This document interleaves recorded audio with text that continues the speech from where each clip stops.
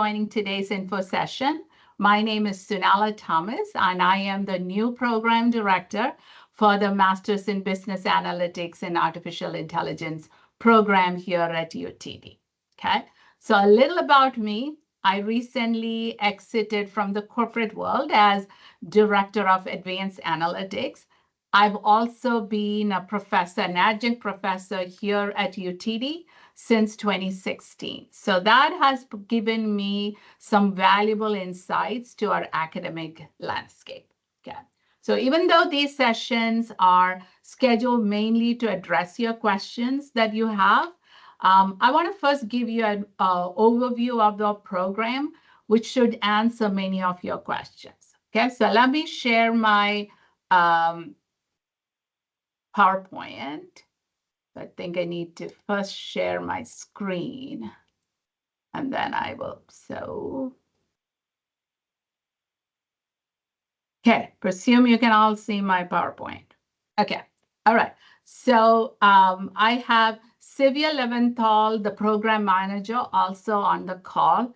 She has the institutional knowledge. I just joined this month. Okay, so be kind to me. Okay, so please ask your questions in the chat as they come to your mind. And if there are questions that can be answered with a link, she will post that right away. So we recently changed the program name to MS in Business Analytics and AI, right? We did that to be relevant in the industry because until the late 60s, you know that business analytics was relied mainly on handwritten or typed reports where somebody used a calculator, then showcase the company's activities and profitability, right? Then came the computers that made it much more easier because data warehouses and data mining techniques allowed more data to undergo statistical analysis. That's where companies use that slice and dice technique.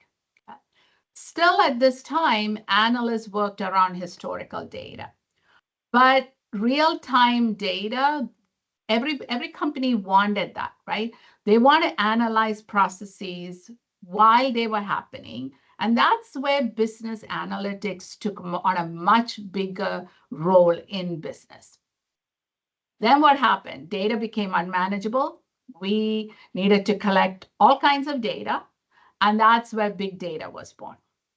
Then what we had the agile interactive dashboards which that was a business analyst dream come true.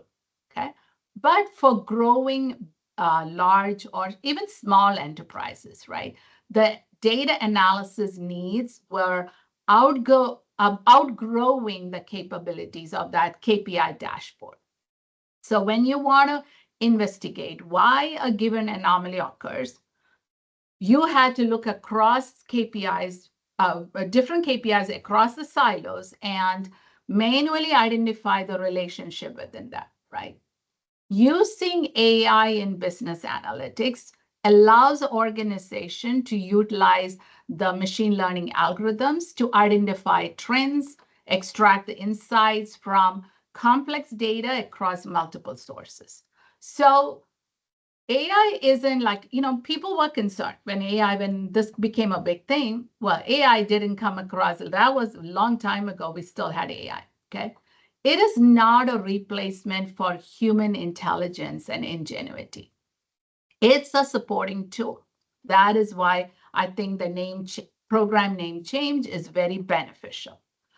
Then you look at it and say, okay, what are the career prospects? Okay, that someone with MS in BA and AI, like I would say it's quite promising because you can be a data scientist, an AI specialist, an ML engineer, an analytics consultant, financial analyst, marketing analyst, you name it, okay? And you find the roles across multiple domains. And depending on what domain you are, you will see a fluctuation in that salary also. But its salary is very competitive. Now, if I want to sell Texas to you, right? So if Texas were a country, it would have been the 8th largest economy in the world, okay? Within Texas, if you look in here, The Metroplex, the DFW Metroplex, stands out as the fastest growing economic region. Okay, we are the fourth largest metropolitan area in the United States, both in terms of population and economic output. We rank about as the third largest, where the number of Fortune 500 companies headquarters are located. Like that means a diverse group of companies like Texas Instruments, ExxonMobil, AT&T, American Airlines, Kimberly-Clark, Toyota, McKesson. They call this region as their home, which reflects that this area's strong fundamentals when it comes to workforce, access, and cost. Okay. Now you may ask, why do you want us to come to UTD? Okay. I would say the academic excellence, ranked among the top universities in Texas, very strong STEM programs. It's very affordable, lower tuition compared to many other top-tier universities. There are quite a lot of merit-based and need-based scholarship available, affordable on-house housing options. Then your career prospect, right? You're all doing this master's program, not to just go and sit at home after that. You want to have a job, right? Or you are an entrepreneur, you want to build something.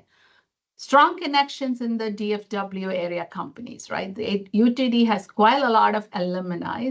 There's a lot of internship programs. There we have career center offering job fairs and resume workshops and interview preparation. When it comes to a program, the three main guiding themes are flexibility, engagement, and focused on outcomes. Okay?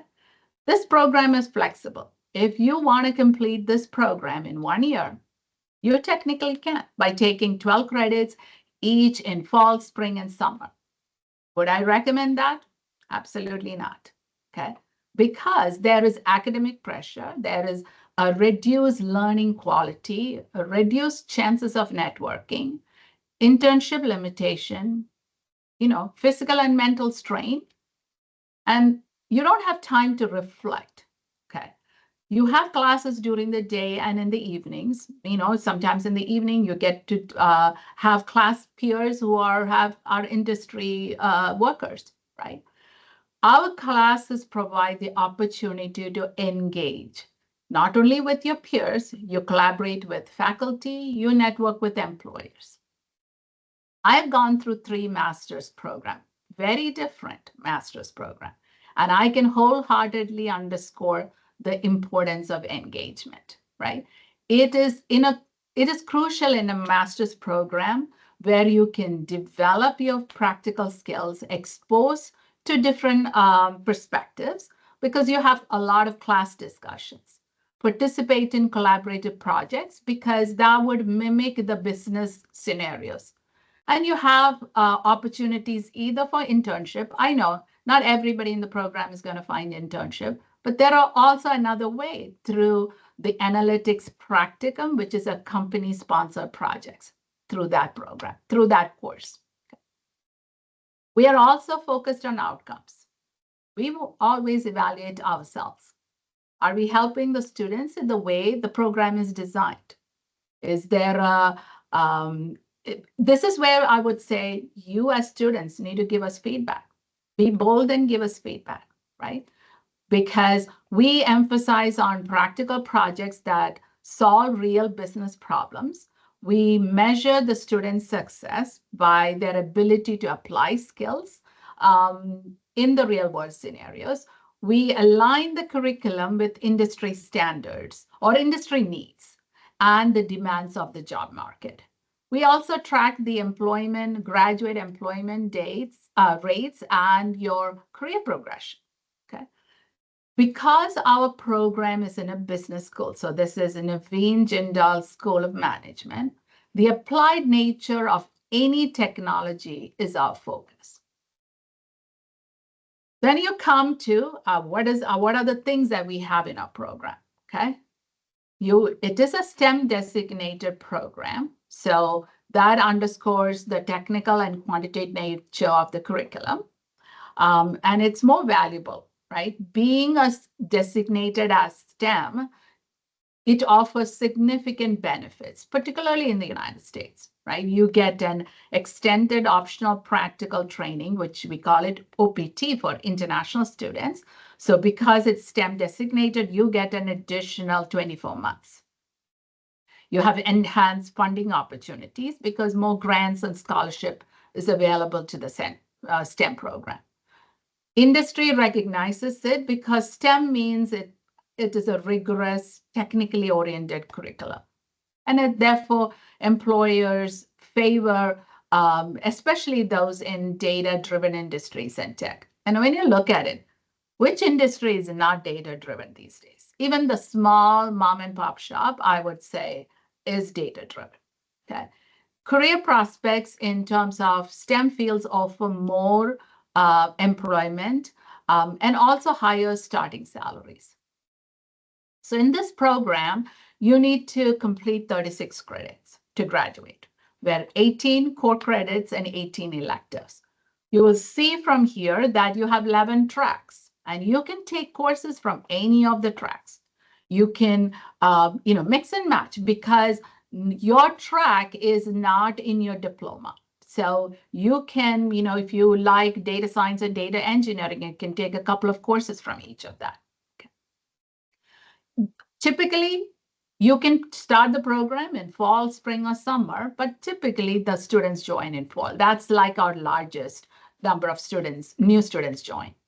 So if you're here, I'm presuming that you're my prospective students. So if you're going to apply for spring 2025, then make sure your application is in before or by October 1st. Okay. If you look at the courses, so I just want to give you a little, the electives, too much to put it in a PowerPoint and show you. The core courses, where you see the BUAN, that's our business analytics course, you have 6 courses. So 5, I put it in black. Those are core courses. And the one in blue, you can pick any one of them and satisfy your 6th one, okay? Now, there are students who probably will take business analytics with R and modeling for business analytics. If they do that, 6356 will be considered as the core and 6383 will be considered as your elective. So because that is in one of the data science track, modeling for business analytics is one of the programs. You do have another 1 credit required course for professional development. This is for international students who have not worked in US. Things are different here, okay? And I've been an international student, so I know the pain points. There are things that we do differently here in the United States. And one of the things that I would even tell my new students who have already coming here in fall is that use that 1 credit course, what you learned, and apply it throughout your course, right? It's not just for that first semester and you forget it and go back to your old beat, okay? So try to do that. Pay attention to that. It's our program at UTD is one of the largest in the country. I would even say this program even is large within UTD. This is one of the largest programs. Okay, we have partnerships with dozens of companies. You have great salary. You get a high return on investment. You have access to internship. Our faculty, you have both full-time and adjuncts who have industry experience and contacts.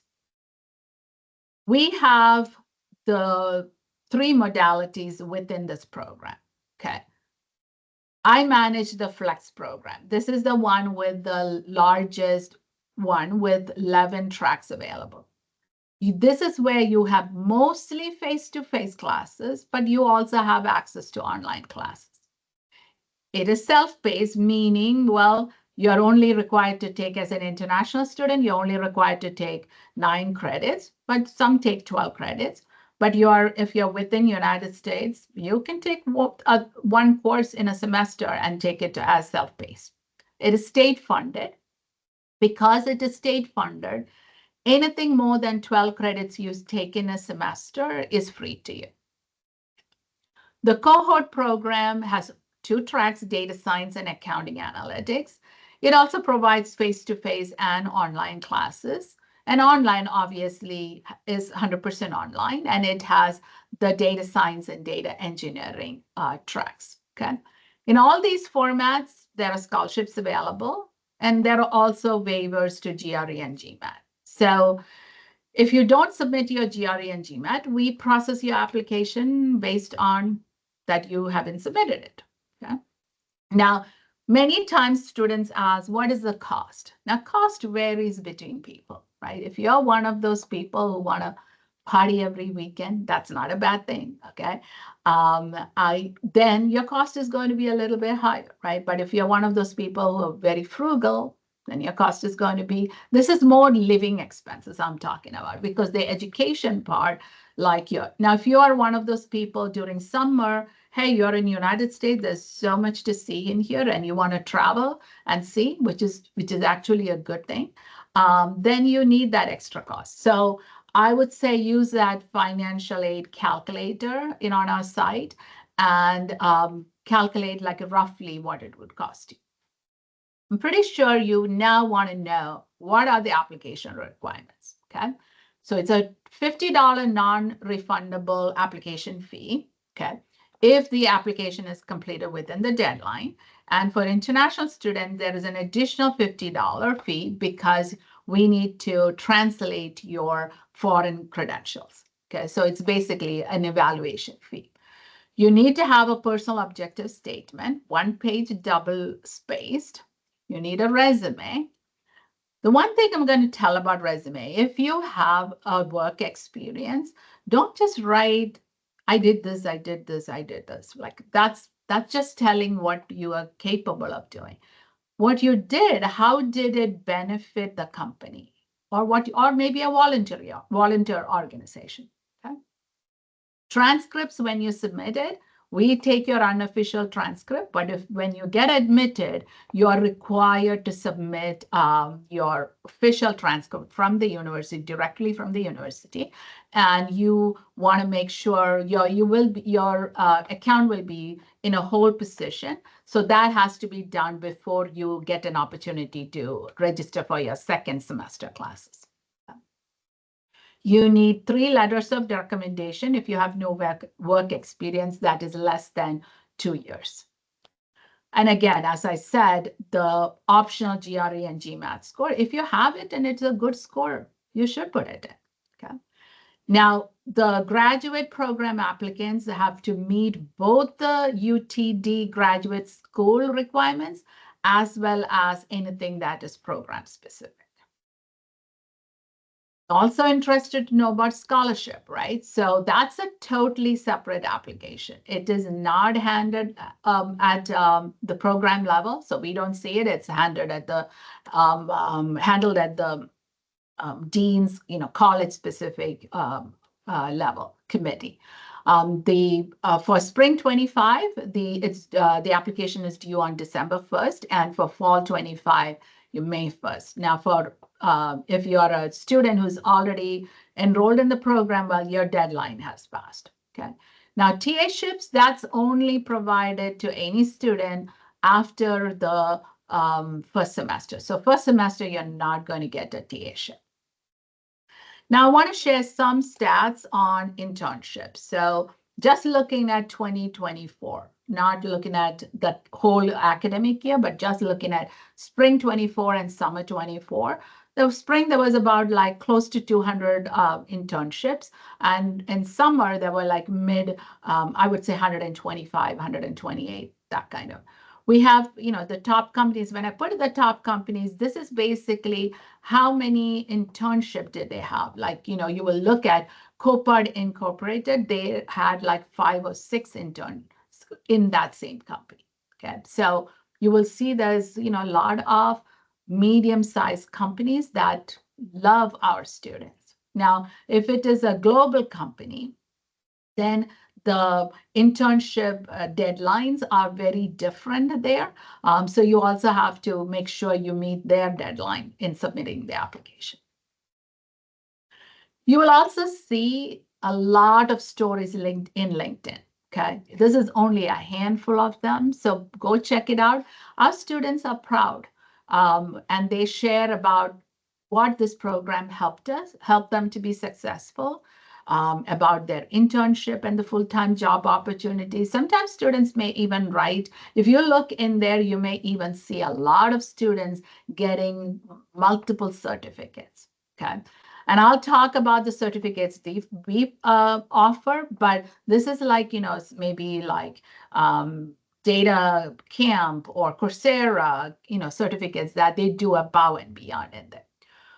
The student life in here, I would say there are lots of student organization. In UTD as a whole, there are over 300 orgs. And within the School of Management, you have 60 plus. So there is no shortage of meeting people, developing your network and leadership skills. Okay? We have a certificate program. So overall, like we had 5, and now we have added 3 more. So altogether, when you look at it, if you want to pursue a certificate program, there are guidelines and you must be enrolled in it separately. So one of the things I would say is you can take a course and when you first take it within that certificate, maybe you don't know how you like it, right? So you won't apply for it. You definitely have to apply for it. And Sivi, make sure I'm saying this right. You definitely have to apply for it when you're doing the last course in that certificate program. So let's say you forgot. Well, then you have to take one more course in another semester related to that certificate, and then you can apply for the certification. You will see, and I'll make sure I post this link in the chat after I finish this slide deck. Our senior assistant dean had done a tour of the Jindal School of Management recently, and it's on YouTube. So you can see inside our building, like what are the facilities that we have. It's not a campus tour, it's just our School of Management tour. You can contact myself or Sivia anytime with questions you have. Our information is here, like, our email address and telephone number. And I also would request, before I take in more questions, I'm going to tell you, I would really appreciate if you take 2 minutes of your time to answer our survey. Because I told you, this is my first debut in there. You've all been very kind, I hope. I haven't checked the chat. I want to make sure these info sessions are valuable to you as prospective students. If there are things that you want to see differently or more of, or less of, you probably don't want to, if you don't want to hear the history of AI, well, you can tell me that. I won't be hurt. My ego is still good, okay? So I'm hoping that this was valuable. I'm going to unshare, and then I will look at your questions.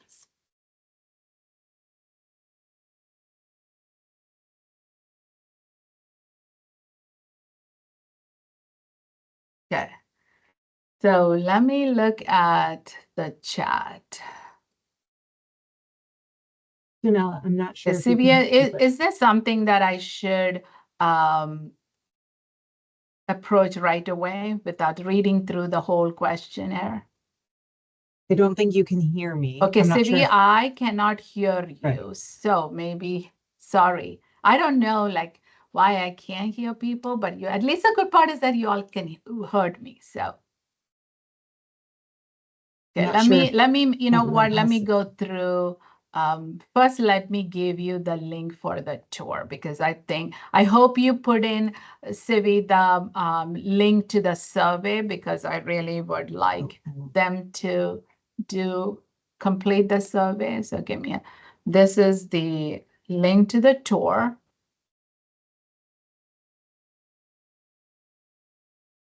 Tour of JSOM. And okay. Let me see this one. Okay, so TA cannot be there. Okay, so somebody had a question on FAFSA. I'm taking it from bottom up, okay? So I apologize for that. So for the FAFSA, you don't have to apply for FAFSA. If you want federal aid, that is when FAFSA is used. So if you don't need any, you know, what do you call financial aid from federal, then you don't have to do FAFSA. Okay, so I think Xavier had put in the housing part. So there is on-campus housing and also off-campus housing. There are a lot of students who do the off-campus housing, you know, within, like, there's a bus that goes around, dot bus, that you can get on, and, you know, you don't need a vehicle to be on, to come to UTD. Okay, so okay, so give the GRE and TOEFL. So if you have the score, I would recommend that you submit it, right? Yeah, so so right now the graduate assistantship, so that is, you're talking in for fall. Fall is already closed, so you're not going to get a TA-ship or a scholarship. Both are closed, right? TA-ship you can only get in the second semester. Scholarship deadlines have passed, so that is not. You don't need a GRE, but obviously what I would say is, if you have taken it, don't go and take a GRE and for this purpose, but if you already have the scores, then submit it. When will the scholarship applications for students admitted in the... Okay, I think, Xavier, like, maybe the other students can hear you, like you can ask, because then you can answer this question. Is everyone else able to hear me? Okay, thank you, Rosa. Sunela. Yeah, I think I heard you a little bit, and then Okay. I changed this. Okay, go ahead. Now I can hear you. I apologize. I'm getting over a cough. I have answered all of the questions going up through. I've answered everything. Okay. So if you want to speak to whether or not AI courses will be added. Okay, so the AI courses we already have AI courses. We just and we haven't added any course this semester. I think we just made more. So I would say the deep learning course, the NLP course, they all have AI specific curriculum in there. And let me just make sure I tell you the course number. Because I'm still learning the course number. Right. And I frantically trying to memorize. Okay. So I will say applied deep learning, which is 6382, applied natural language processing 6342, and there is one more. Those already have advanced big data analytics. Those already have the AI component in there that we are expanding. Okay, so no new courses are added to the mix yet, except there was a new product and innovation analytics track that is brand new this semester. Hope I answered. Okay. Okay, prospective group students. Okay, so I think you have answered that.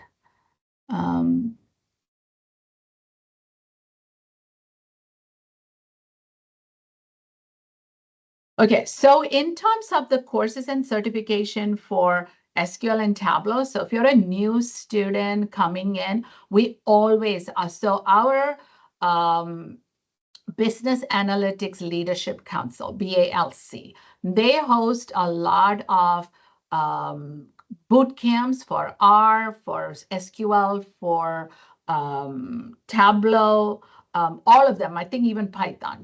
Those between last weekend and this weekend, they are doing those boot camps. So that'll help you go get the certification.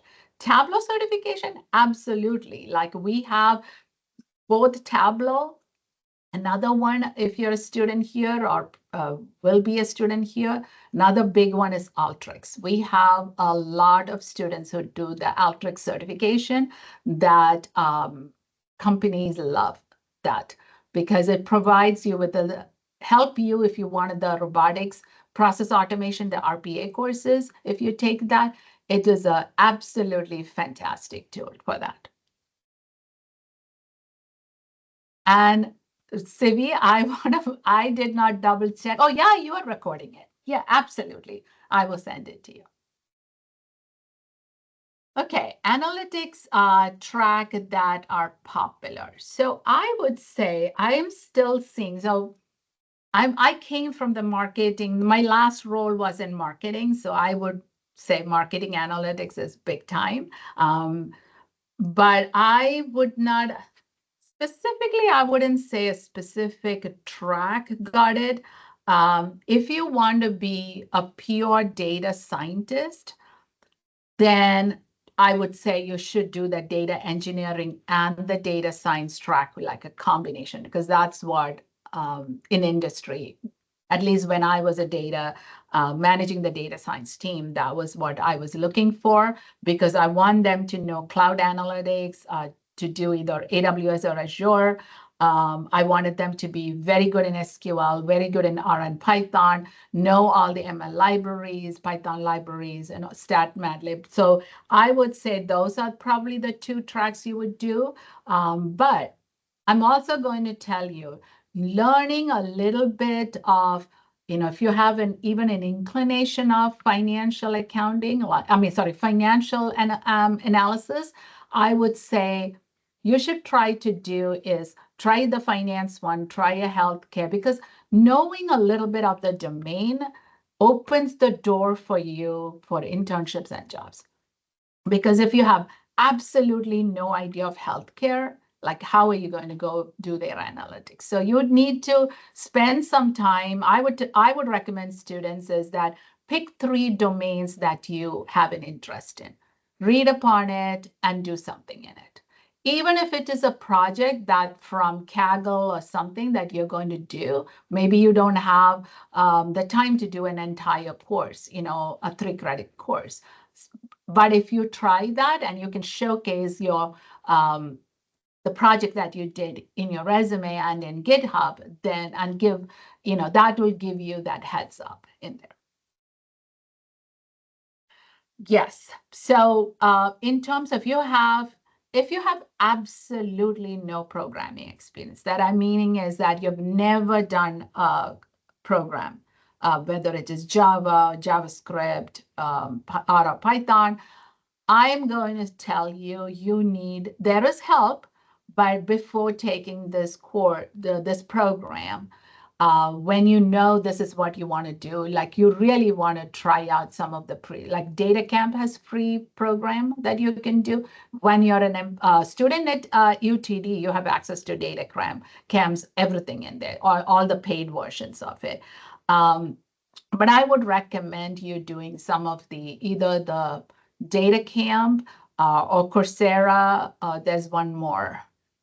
The name is at the tip of my tongue. But I would recommend you at least to try that. The reason is you want to be able to have the knowledge, the basic knowledge of doing it. Like I can tell you, when I did R and Python in the same semester, it was absolute hell. I can tell you because I constantly made mistakes. Like something I did in R, I'm trying it in Python, and then it's like, okay, this is not working. So it took a long time to do, little extra time. But I already had experience in programming languages, okay, because I had a master's in computer science. So I already did multiple programming languages. So it was easy for me to pick up, even though I made a mistake. So if you don't have, that's what I would say. Try to get a heads up, and definitely we can make sure we can tell our leadership council, hey, maybe do a Python boot camp or similar to our boot camp.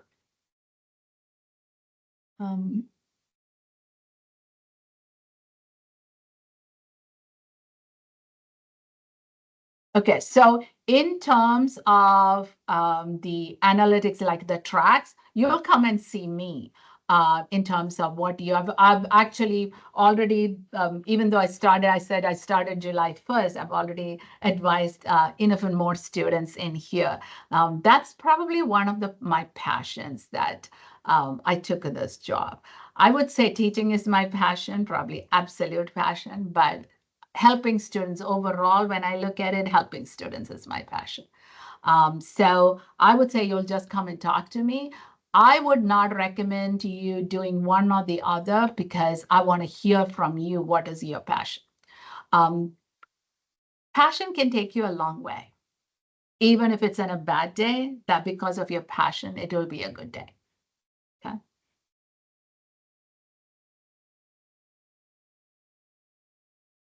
Okay, is there? Okay, so that's why, Sakshi, that the cost one, let me put the calculator one link in there. So give me 1 second.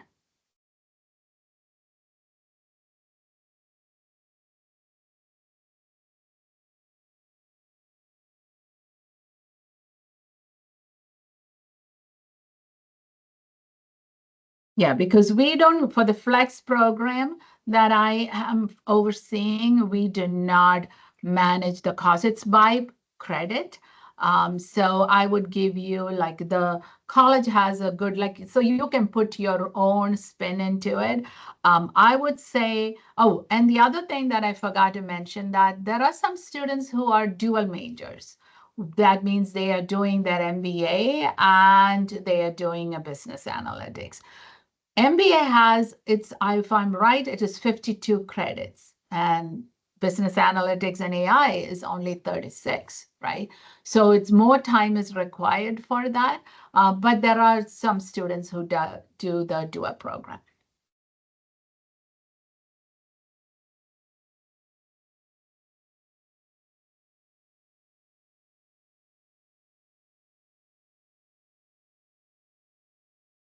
Okay, any other question?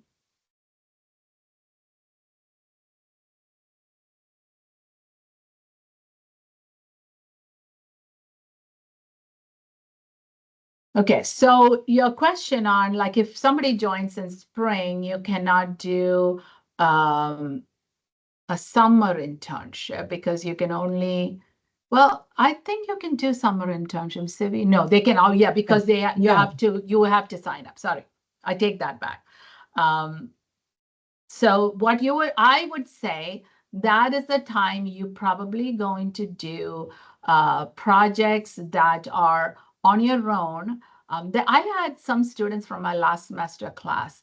They have done amazing projects on their own, either through a certificate program on Coursera or through a Kaggle competition, and they build up their portfolio like that.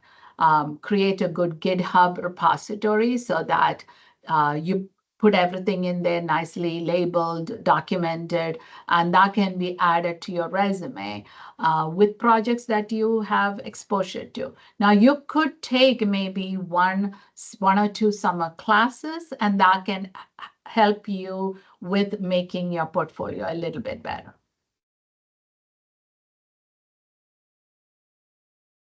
Yes. So you can do if you join in fall, yes, you can do the internship in for summer. So internships are, Sivi, do you want to talk about internship a little bit? Yeah.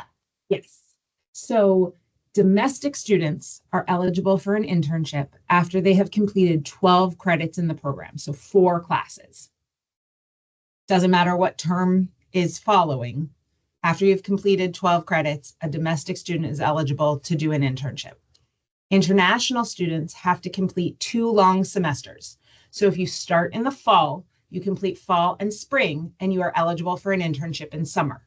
If you start in spring, you have to complete spring and fall, and you are eligible the following spring. We have students who do internships every single semester. So there is no downside to waiting until spring to do an internship. We have hundreds of students that do internships every single semester. Once you secure an internship, there is a process through the UTD system to submit the offer letter, the job description, all of the details for it to be reviewed by the University Career Center and then the program to approve it for you to get enrolled in your internship course. We do offer a 0 credit internship class, and that is only available for your first internship. So it means you pay no tuition, so you pay no money to be enrolled in the 0 credit internship, but you still satisfy the internship requirement, and you are enrolled in a course with assignments due. So you have time, whether you're a domestic or an international student, no one's doing their internship in their first semester. So you have a little time to get here and ask those questions and get an understanding of it a little bit better. And co-op is not a word really so much used in the US. We call it an internship, whether it's in fall, spring, or summer. But yes, you can do an internship any semester after you're eligible, as long as you remain eligible. You have a 3.0 GPA and you are in good standing academically and have not failed an internship previously. So you may do multiple semesters of internships. We have many students who have companies that extend their internship because they were impressed with the work that they did and they want to continue. We have had students who get an internship offer for an entire year, starting in May, going to the following May, and they submit it every semester. So there's a multitude of ways that it can work out, and it doesn't have to be one way or the other. But like I said, I understand it's something people have a lot of questions about, but you have a little time to get here and understand all of it before you have to worry about the processes. Okay, so the 0 credit internship, what we do, there are 6 core classes and 6 electives that are required. The 6 electives, we created a 0 credit internship so that you're not using any of those 18 credits for multiple reasons. Sometimes it's because people don't want to pay tuition for an internship, or it's because they want to be able to do multiple internships. International students have to go through and be enrolled in an internship class any semester that they're doing an internship to have authorized CPT and an updated I-20. So by doing a 0 credit internship for your first one, you leave yourself with 3 credits to split up over subsequent semesters if that internship is extended or another internship presents itself for you. But you can only do a 0 credit for your first internship. So if you choose to enroll in 1 or 2 or even 3 credits for your first internship, you have voided that 0 credit option. Again, it is overwhelming in the abstract while you're trying to understand all of it. I promise once you're here, you can meet with me and we will go over it much more succinctly and clearly to your situation, and it will make a lot more sense. The MSBA is a 36 credit program. So the average is 3 to 4 long semesters. It can be done in a year. It is not recommended because graduate students are considered full-time with 9 credits, which is 3 classes in fall or spring, and 6 credits, 2 classes in summer. So the average is 3 to 4 long semesters.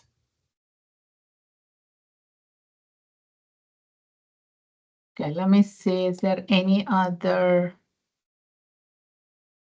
Okay. All right, any other question?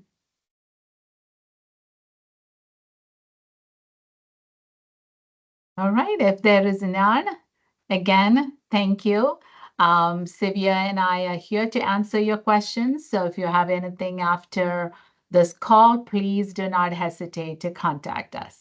And yes, we will send you the recording and the information. Okay.